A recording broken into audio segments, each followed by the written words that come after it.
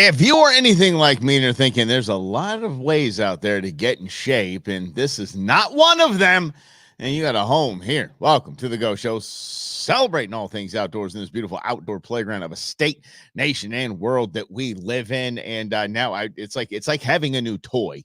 Now that I'm on Instagram, and I know there's comments, I can see people jumping in, and that's a lot of fun. So there we go. All right, yeah. So welcome to the program.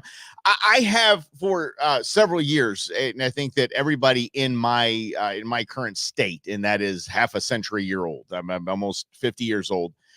Queen Bee says I'm already 50. I'm not 50. She rounds up. Sup, Rhonda?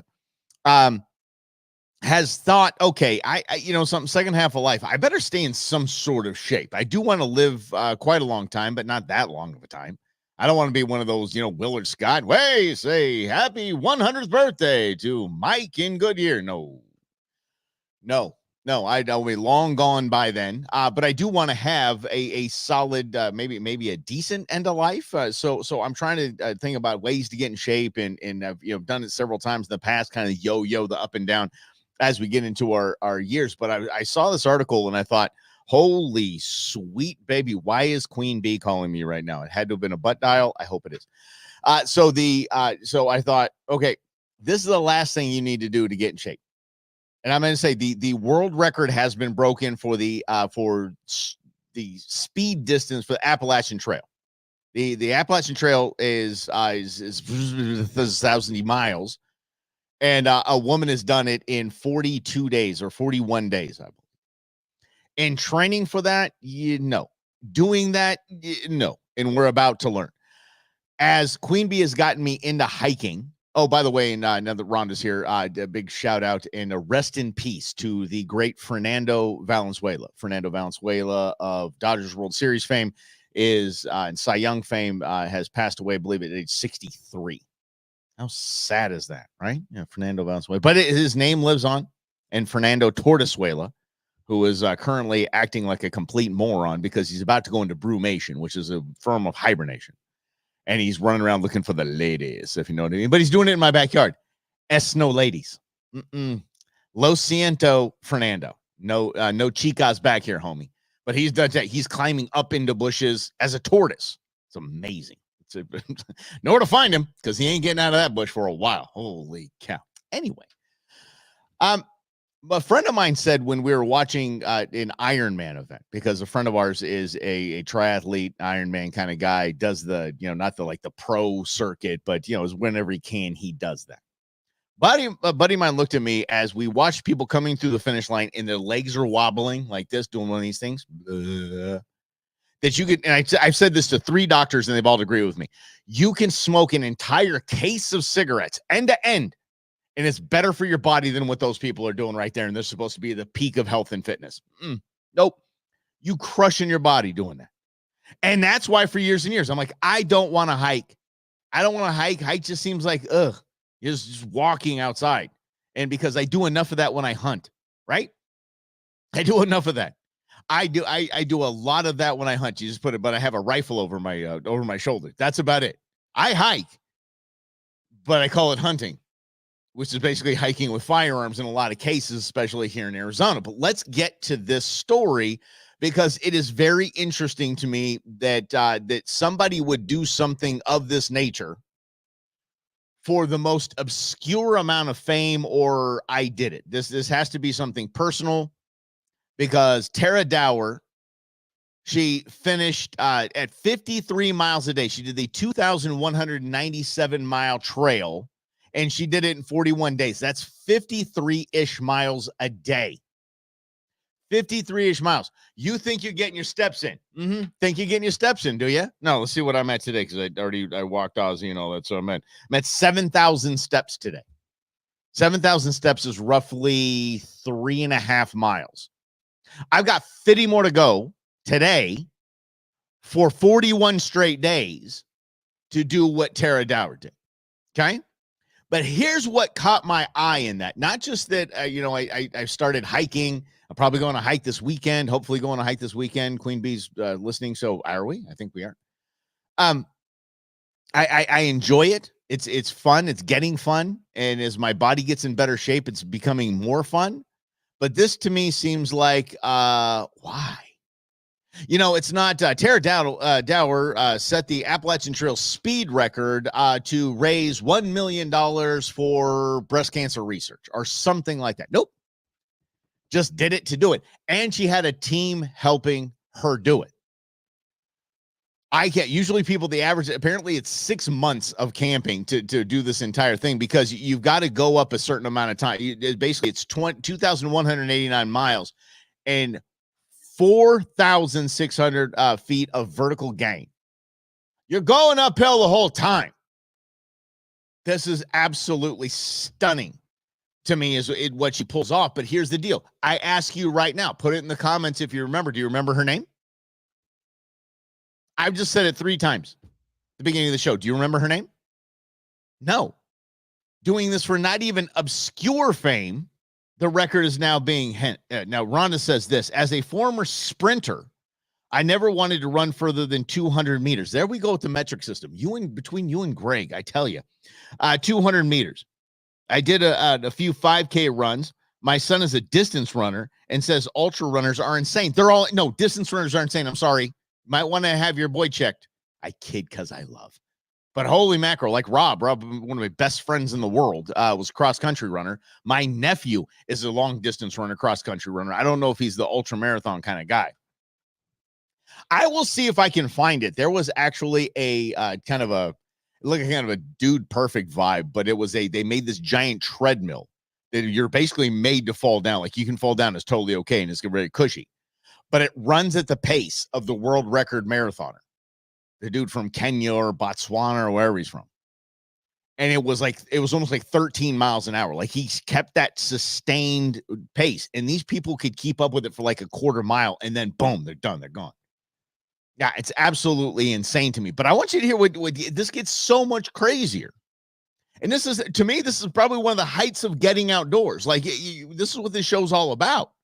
I mean, just training for this had to have been a wonderful experience for the woman. But the experience was not wonderful.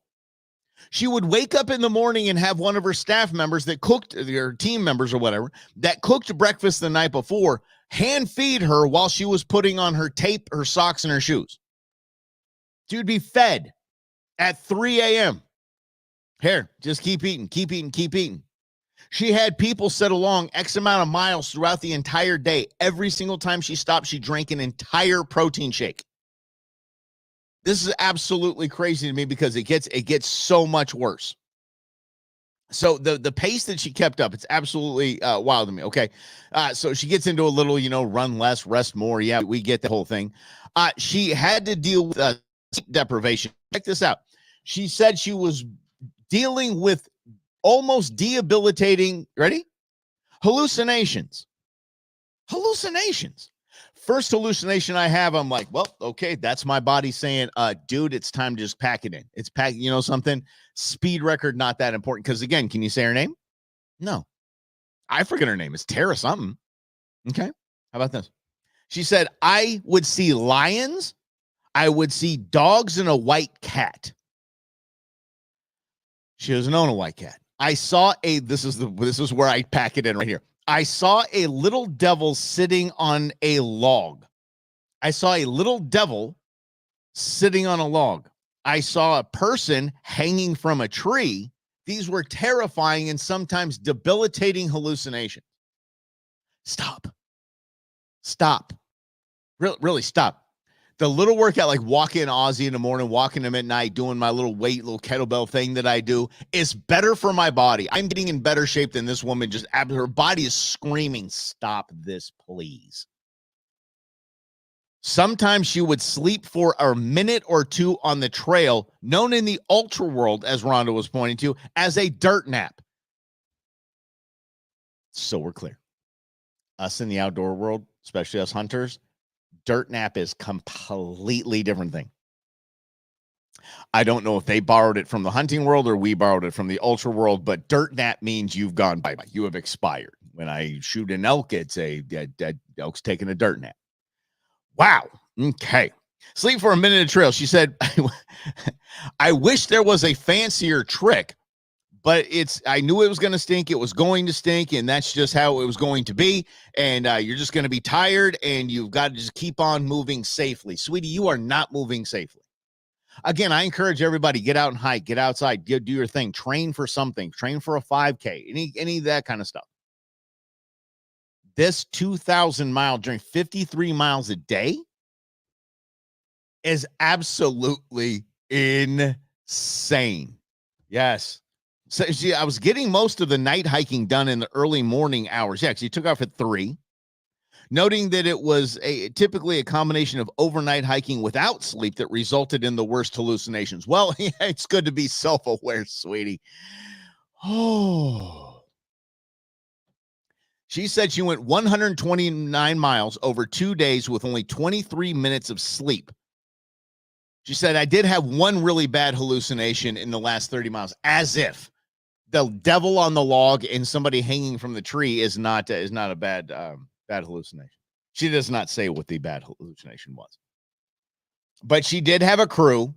This was a lot like I kind of equated to Bear Grylls Man versus Wild, where Bear would I'm almost gonna die if I don't drink my urine from this snake skin, and that kind of thing. He's got a film crew there. They're sitting there eating a Cliff Bar. Just, dude, you want some? I don't want you to die here. It's kind of that thing. They put special mushrooms in her protein shakes. I wouldn't doubt it. Just to probably get her to stop. I mean, that's what I would do if I loved somebody. If Queen Bee was doing that and doing something like that, we gotta do something to slow her down. We're gonna have to do something to get her body to say, we're done. We're not doing this anymore. Okay, your son has done 5 and 10Ks. Said he'd like to try a half marathon sometimes, but has no real time to train. Yeah. Training for a half or a full marathon is a job in of itself. Now, when I started hanging out with Queen Bee, she would say that she ran, we were going to run a half marathon or whatever, and then missed the marathon. Something happened, life happened, kids, whatever. And so, no, I'm hooking up with one of my running buddies tomorrow morning. We're going to go ahead and do that. We're just going to do a half marathon. What? Oh, I'm so glad that I have absolutely corrupted her. Yes. So now it's more like, hey, do you want to watch Monsters on Netflix? Yeah. What do you mean run a half marathon? What do you mean even train for a marathon? Last night she had the audacity. I'm not kidding. Last night she had the audacity. We're walking Ozzy late at night, so it was kind of like in the park we walk him at. There's light to light to light. She goes, okay, let's just start jogging to the next light. And I knew exactly right away, like that. Exactly what she's trying to get me to do. I'm not running. I'm not going to become a runner. I'm not going to try to run her. And you're right, Rhonda. I am a bad influence, and I am proud of that. But like tonight, she says she wants to run, or tomorrow morning she wants to run. So I'm like, okay, I'm going to take Ozzy a certain way. We're going to walk, and in the same path, you run kind of a different direction, and we'll meet in the middle and grab coffee and walk home. That's what I think is the plan. As I'm not going to, I have zero desire to run. Zero desire. So this woman that did this ultra marathon, sleep deprivation and debilitating, as she called them, hallucinations. God bless you. Because again, no one knows your name. No one knows who you are. These obscure records just they make me, and even probably the ultra runner community doesn't know who she is. Tara Dower, just sort of very clear. Tara Dower. She's going to go down in history. But here's the deal. That isn't even like the Appalachian Trail. That's not the record. It isn't. And this is what is kind of interesting to me, because there's a few others that have done it in different routes.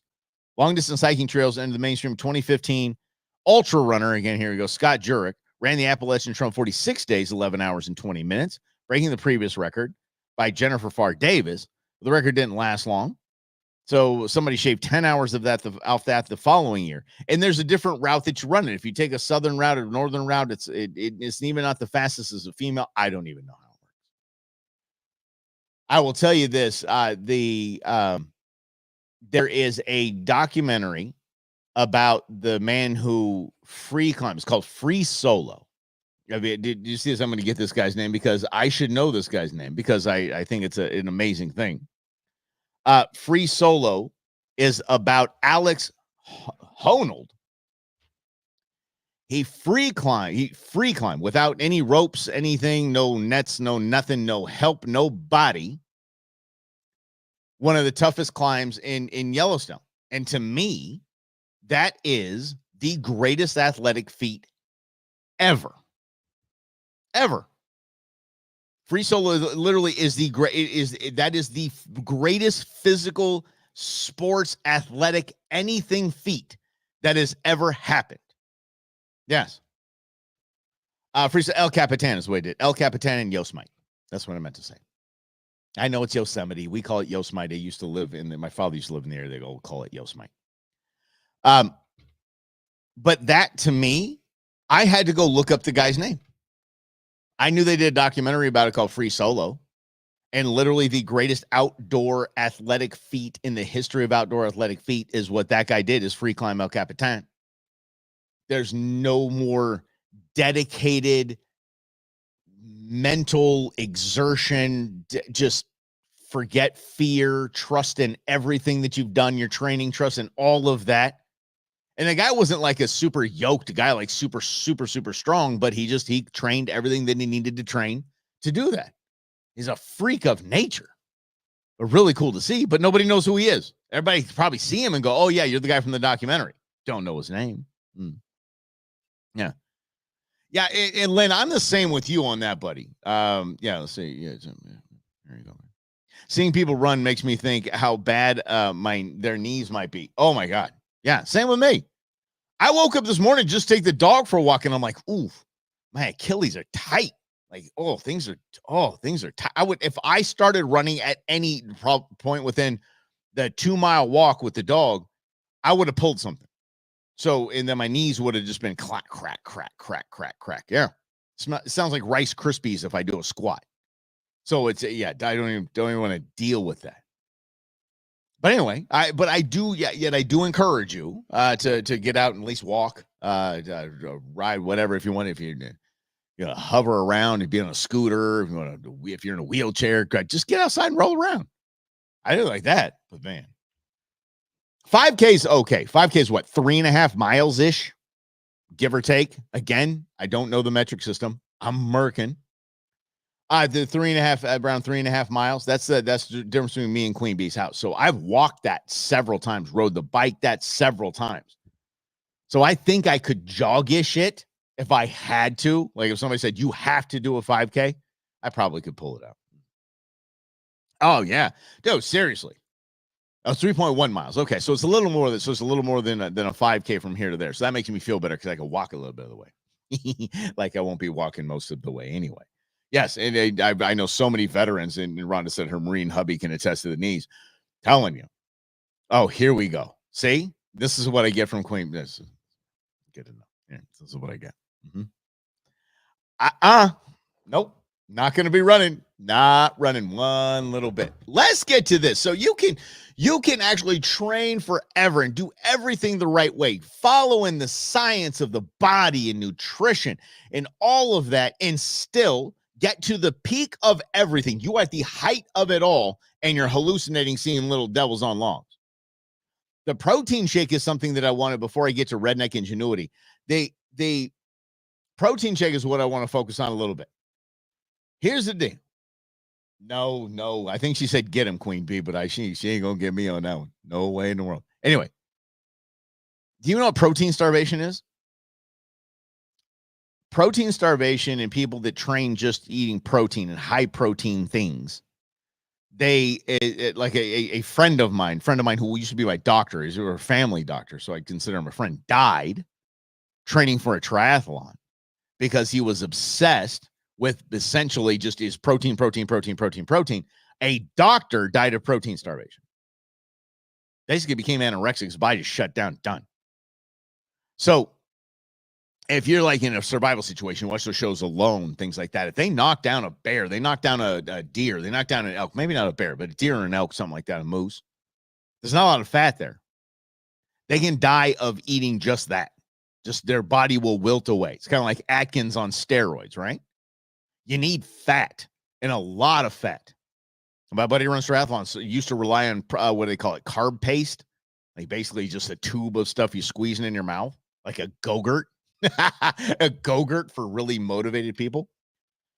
He said, no, that's not enough. You have to have super, super, super high fat. Thank you, Lynn. Lynn said, yeah, don't you need fat? You need fat. That's why you see some people in those shows, they'll catch a fish. They'll just chomp that thing just raw right there. Give me that fat. Don't cook it off. Don't render it down. Give me that. All of it. Yeah. Part protein, carbs, and fat. Correct. And I think that's the big thing. But a lot of people are like, oh, yeah, if I'm in a survival situation, all I need is knock down a deer. Knock down a deer and I'll be fine. No, you're not. No, you're not. And the protein shakes are important. Protein is super, super important. But when you're dealing at that high level, fat is what you need. You need fat. And so in my life, I'm good. I'll be all right. I got a lot of fat to take in. Right here, baby. These love handles are investments in survival strategy is what they are. That's what my love handles are. They're reserve tanks. I'm sticking to it. And they're investments too. Those things don't come cheap. You know, I can really skimp out and not eat a lot and probably not have those things, but I don't. I invest in myself. I invest in my health in case I'm ever in a situation where I got to set the Appalachian Trail speed record. Is it Appalachian? Appalachian. I always say it was Appalachian. Is it a tomato thing, a Prescott kind of deal? Yeah, you need carbs for the energy. I get that. You need carbs for the energy, but I just understand that the fat's going to keep your booty alive and big. Yeah, I kid. Eating fat does not make you fat. Sorry, Los Santo guys, like animal fat. Like, oh, I cut the fat off my steak. It's bad. No, it's not. Eat it. That's good for you. That's what your body needs. That's right. Follow the Mike science. Can we get to redneck ingenuity? Because I think that's something that we should do. I found two things that were absolutely fantastic to me. Because I have always gone in an attitude of, especially when I was in property management for years and years and years, I don't know how to do that. I'm going to figure it out. And I always learned that in everything that I did, was irrigation, it could be cabinets, could be anything. There's several ways to do things. Tile, flooring. There's several ways to do things. Not several. I'd say there's more than one way to do things. More than one way to skin a cat, so to speak. And sometimes you just need to get a little bit of rednecking to finish the job. And I tapped into that redneck streak in me. And I got a lot of jobs done. They were fine. Lynn, duct tape, fantastic. But not duct tape. We've graduated from duct tape, my friends. You will not find duct tape in my pack anymore. I used to always have duct tape in my hunting pack. I now have Gorilla Tape. Wildly better. It tears better. It holds better. It's thicker. It's almost darn near waterproof. Flex Seal tape, all that. Oh yeah, gone are the days of chicken wire, JB Weld and duct tape.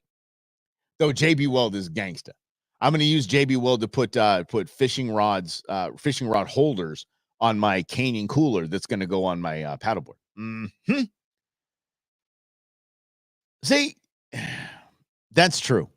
That's true. Actually, Ron, this is something we're going to talk about on the next show as well, but that is true. McDonald's fries were better when they used tallow instead of the craptastic seed oil. That is very, very true. Seed oils, since we introduced them in the 90s, have just basically made us fat. And tallow is beautiful. I have a big jar of tallow that I've made in the fridge. Queen Bee doesn't understand it yet, but she will. She'll totally she'll come around. She'll come around and get it. Not that she's against it. She'll get it. But the tallow is something like that. If I have to trim fat off of not game meat, because I have to add it. That's why I have the tallow. But off like a brisket, or this last weekend was beef ribs, and you put that fat in basically just a little aluminum dish and put it in with what you're cooking, and that all that fat just melts, and you just pour it through a coffee strainer or a paper towel, something like that, into a jar. Boom, tallow. Woo! Tallow for skincare. Okay, now you got Queen Bee's attention. Use tallow for skincare. Well, you and I need you. Tell me how you do that. It's rendered animal protein. I mean, that's good for skin, huh? Tallow is golden. Yeah, I'll tell you. Well, it's golden when you pour it. It turns white when it cools. Yes. Anyway, huge fan of redneck ingenuity. And when I find that, you have to make a lemonade out of lemons sometimes. How about this? How about when you got to go fishing, your buddy's not available, and you're handicapped? Okay. Your buddies can't help you. Buddies aren't going to help you launch the boat, any of that. They're working that day. And you're handicapping you. You're this guy. Him? Good night. Look at that. This guy, I want to hang with that guy. Actually, I want that guy just to be a part of my life, because you want a guy like that is A, that dedicated to the outdoors, B, loves fishing like he does, and is not going to let anything in the world stop him. He's in a wheelchair, motorized scooter, whatever you want to call the thing, and he put a trailer mount on it, or had his buddies put a trailer mount on, whatever it was, so he can pull his boat around and he can launch his boat and go fishing. I cannot believe what I'm seeing right here, and I think it's every kind of miracle. Look at that. Look at him. That guy does not. I mean, that's Dan Ferraro stuff right there. That's Blind Hunter right there is exactly what that is. Like, why? What do you mean I'm not going fishing? Oh, because I'm in a wheelchair? Boo-hoo. I'm going fishing. I love this guy. I want to know how far he rode with it, though. Did he take that all the way home? Does he live around the corner? How does he do? Does he do back into the garage? He beep, beep, beep. Coming on back. Backing it up. We'll straighten it out. We'll straighten it out. That guy can probably back a boat better than any of us. Any of us. Another piece of redneck ingenuity I found that I'll share before we bounce here. And by the way, stay tuned for in other news, where we're going to go over some shooting lessons brought to us by a Senate candidate and a former congressman. Absolutely absurd what I've seen in their post about their fun weekend shooting guns. Yeah. Post Hurricane Katrina. FEMA trailers. You remember these? These were very, very popular. FEMA trailers. We're putting everybody in FEMA trailers. Everybody's going to get in FEMA trailers. Well, after everybody was in the FEMA trailers, and a lot of the FEMA trailers were damaged, not because of the people in there, because still storm. You know, it's not like just here comes the storm and then there's nothing else. So you put these little trailers somewhere, another storm comes along, it kind of jacks them up. They had to sell these FEMA trailers.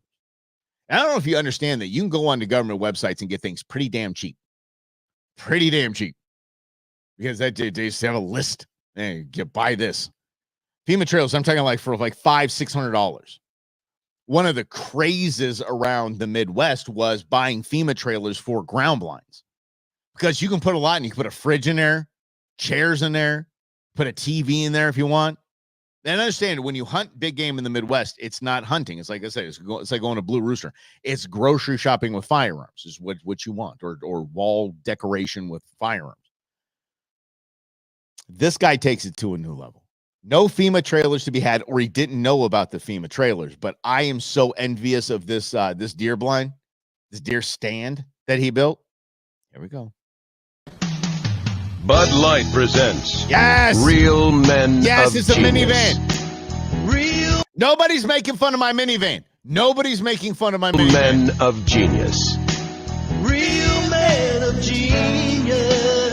Today we salute you, Mr. Mail Order Bride Orderer. Mail order bride order. I don't think that's the audio on that just went off the rails. Mr. Mail Order Bride Orderer. What the hell does that have to do with a ground blind? I mean, a tree stand. Oh my God. Okay, we'll do it. We'll watch it again without the volume. Holy mackerel. Real Men of Genius had me though. Look at that though. That dude got nobody making fun of his minivan. Why? Because he made it into a tree stand. That is absolutely, or just a hunting blind. That is, look at that thing. That's fantastic. God bless him. Look. Yeah. Roll down the window. Take a shot. I wonder if that's technically truck hunting. Yeah, it's illegal. You can't truck hunt. Anyway, yeah. So that's how we're almost to FAFL Friday, y'all. This is a little piggy edition. Pigs gone wild. I have no idea what the hell's up with pigs, but one gets a chair thrown at it.